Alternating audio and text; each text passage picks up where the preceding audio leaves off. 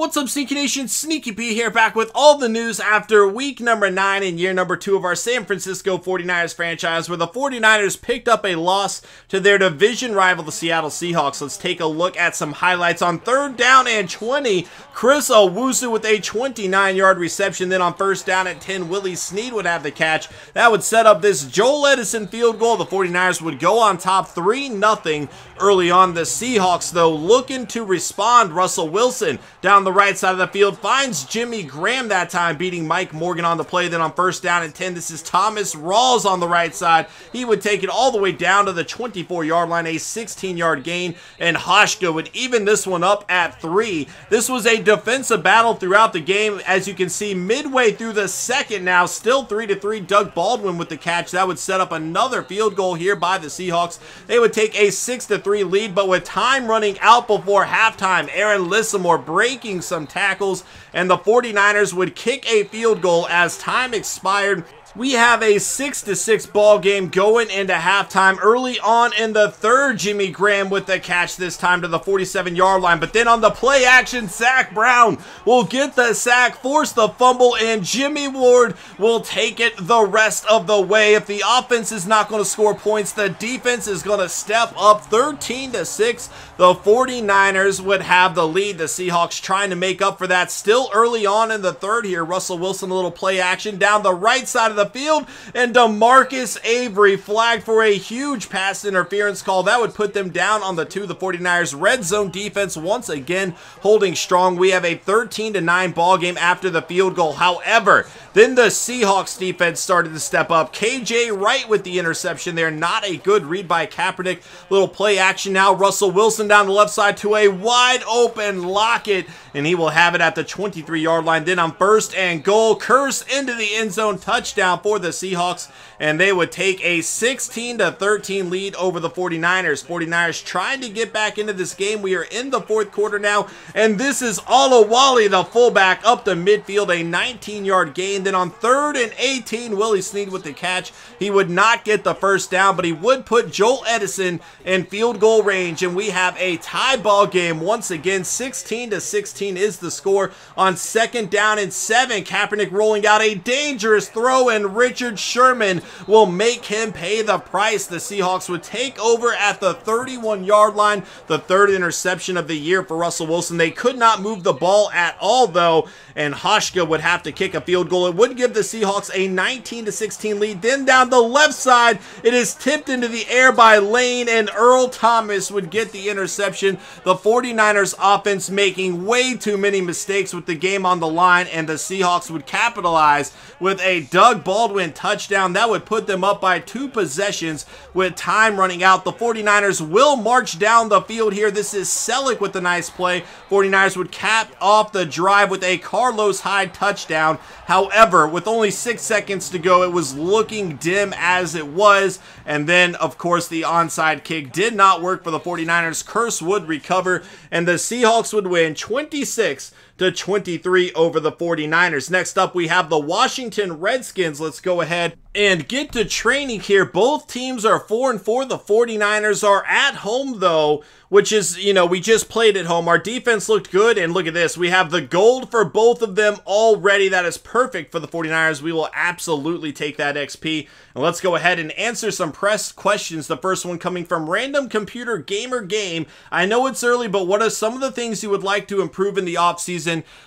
2 things really stand out. Defense, first of all. I said from the get-go, I want to make this one of the best defensive teams in the NFL. And we've really been looking better on that side of the ball in terms of forcing turnovers. We didn't really get any interceptions last game. We did get that fumble that led to a touchdown, but we are giving up a ton of yards right now. I would like to keep the other team on their side of the field instead of allowing them to go all the way down to the 20-yard line. And then, of course, our red zone defense has been solid, but we're still giving up a lot of yards and a lot of points through field goals. If we could limit that, that would be key. I think our run defense certainly needs to improve, and we probably need to find another corner on the other side of Chantrell Wilkerson. Now, maybe we already have that in DeMarcus Avery or even Marcus Gesser. I think it's a bit too early to tell how good they will be. They can certainly improve. They're both very young, but as of right now, it is still a question mark. The other question coming from Jacob Science: are you thinking of a future replacement for Joe Staley? Of course we are.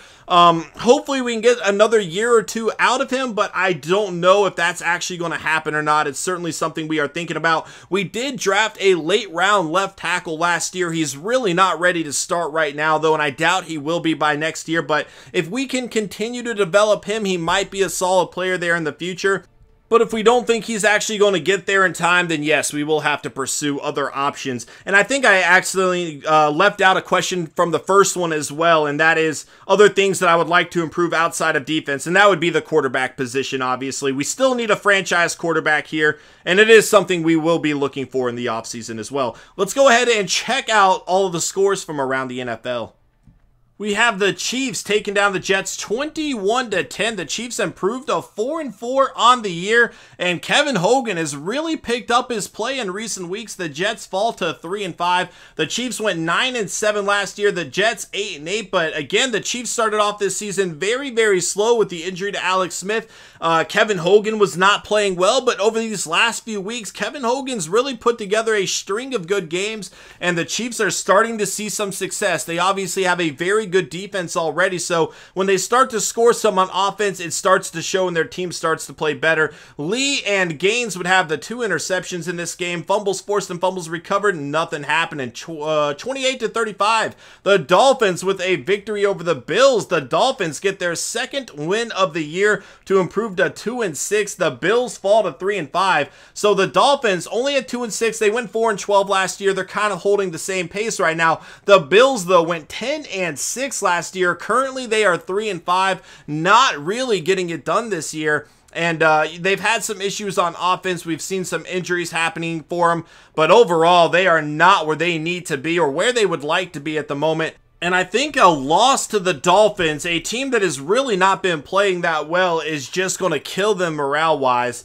It's going to be interesting to see if the Bills can recover. There's, half the season to go. Anything can happen. But right now, they've got a lot to improve on. Fumbles in this game, nothing going on. 34-33. The Lions with a victory over the Bengals. The Lions improved to 4-4.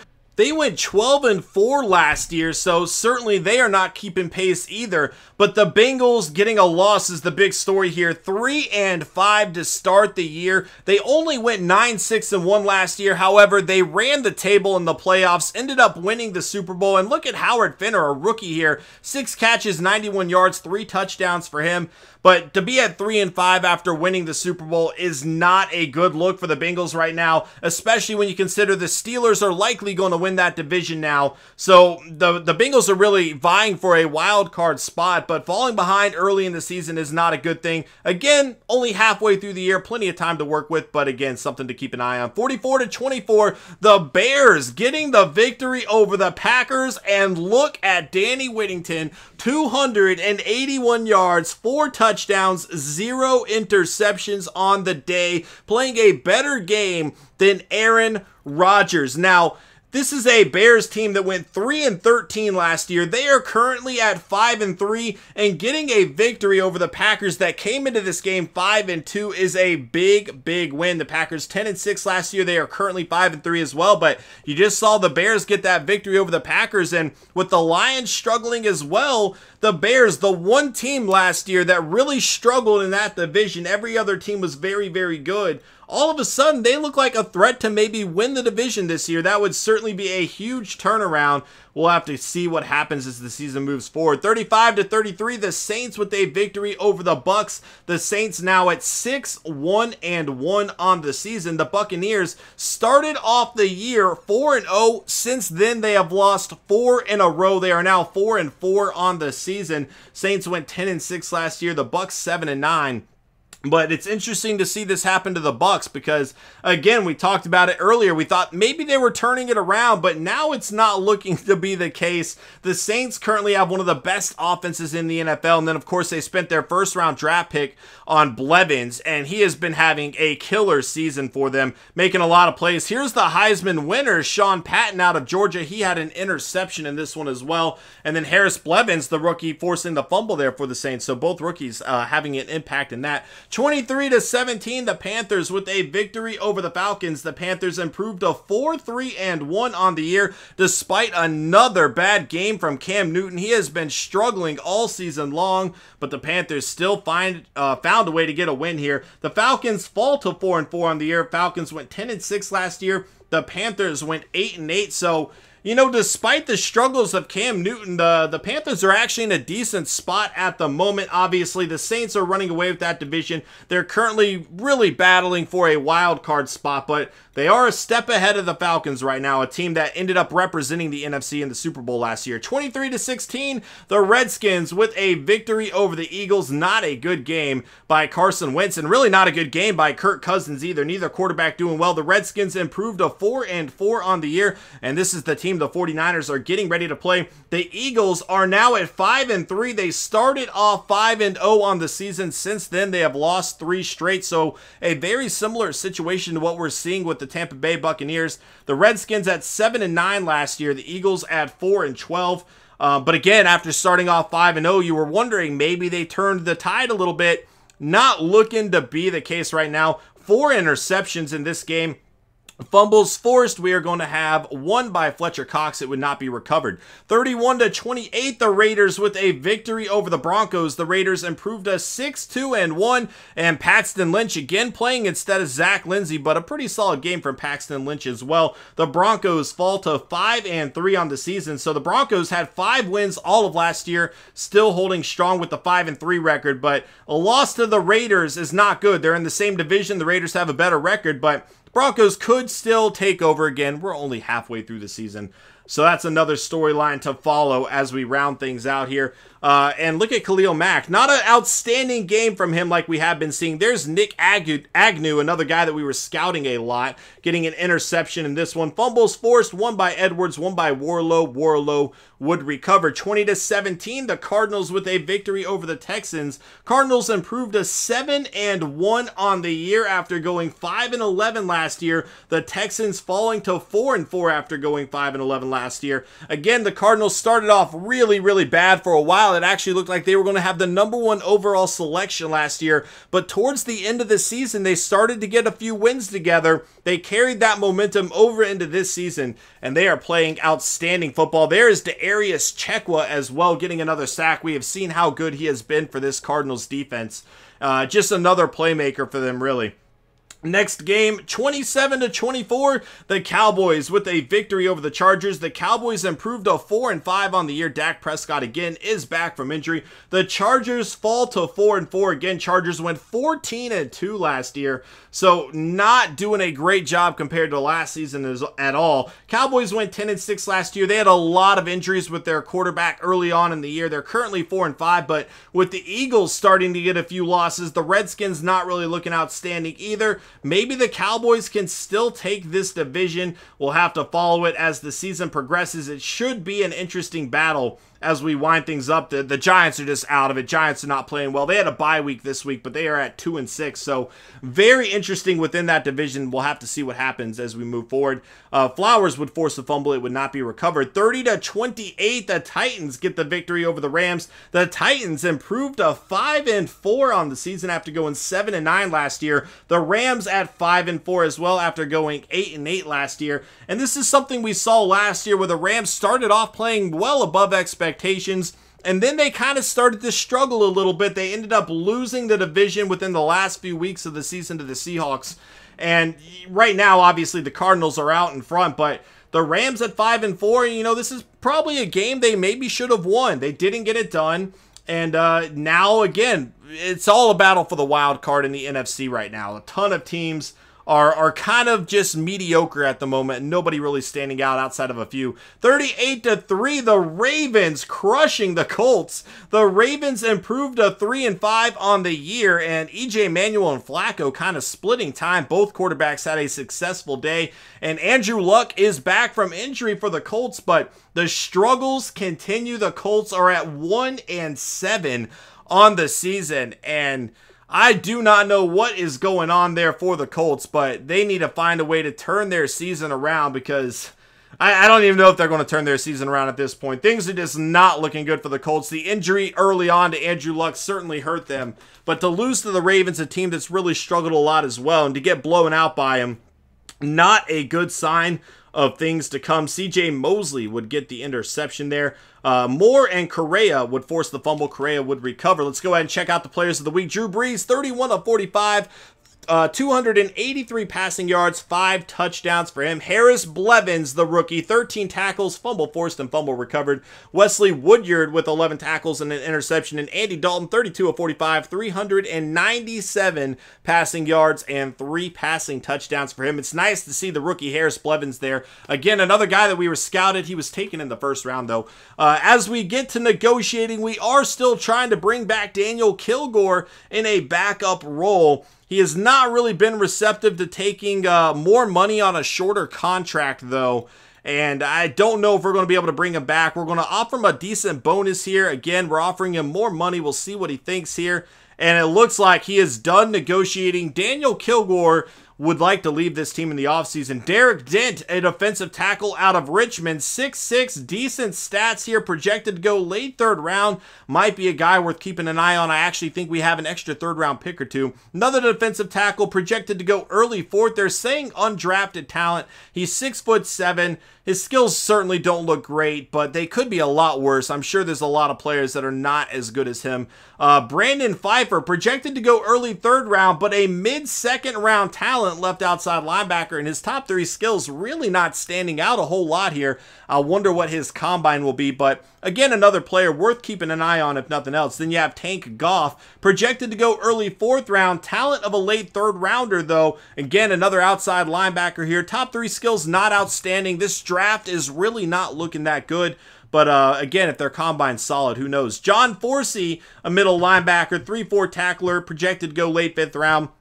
A guy worth keeping an eye on. We have 2 middle linebackers we like right now. And then Buck Morton, another middle linebacker here. But, you know, if Navarro Bowman continues to get injured, we do need to find a replacement if that's going to be a constant thing. If nothing else, we need a plan for it. So we will scout them as well. Kirk Cousins and the Washington Redskins. Kirk Cousins really having a solid season so far. That last game, not so much. But it has kept Denton Ritchie, one of the prized possessions of last year's NFL draft, on the bench. Now, the few times Denton Ritchie has played, he has been outstanding for the Redskins. But again, until they really get a reason to bench Kirk Cousins, I'm not sure it's going to happen. And he's been very good with the ball, not turning it over a whole lot this season. Throwing for a lot of yards, and maybe not getting as much touchdowns as they would like, but he's still doing a decent job of commanding this team. As you see, Sparks, the tight end there, we do have an injury we will have to check out for him. Left tackle, Brent Beach out of Georgia, 77 overall. Great strength, decent run blocker. Another rookie to keep an eye on for them as well. Over at right tackle, Morgan Moses. Left end, another rookie, Andrew Culberson out of Pittsburgh. So a teammate of Sean Kendall in college, 78 overall, 91 strength. A lot of potential for him, certainly. And another guy, again, plenty of rookies on this team for the Redskins. They had a great draft. There's Ryan Kerrigan. Butler and Cravens there. Jenkins, one of their prized free agents that they signed. They threw a ton of money Jenkins' way, and they are looking for him to make some big plays for them. Josh Norman, of course, a great free agent signing from the year before for them. Outside of that, they have Breland, not much else. Antonio Allen and D'Angelo Hall at free safety. Iheanacho going to be at strong safety with Ishmael there. So a lot of guys that can make plays. It is certainly going to be an interesting game. I do think the Redskins probably have more talent than the 49ers do, but it's just going to be interesting. It's going to be a tough game, I think. Checking out the injury, Aaron Lissamore did go down last week with a shoulder tear. He will miss 3 weeks. Obviously, we have those other injuries. And then Jordan Reed, a compound foot fracture, out for 15 weeks. He has been on the IR, and that is a huge blow to this Redskins team. They do have Deshaun Jackson, but they don't have a whole lot of playmakers otherwise. Obviously, they have a young guy, Dox, and they want to step up, but losing Jaron Reed's a big blow to them. It should be a good game, guys. Thank you so much for watching this video. I hope you enjoyed, and I will see you guys in Week 10 as we take on the Washington Redskins. Later.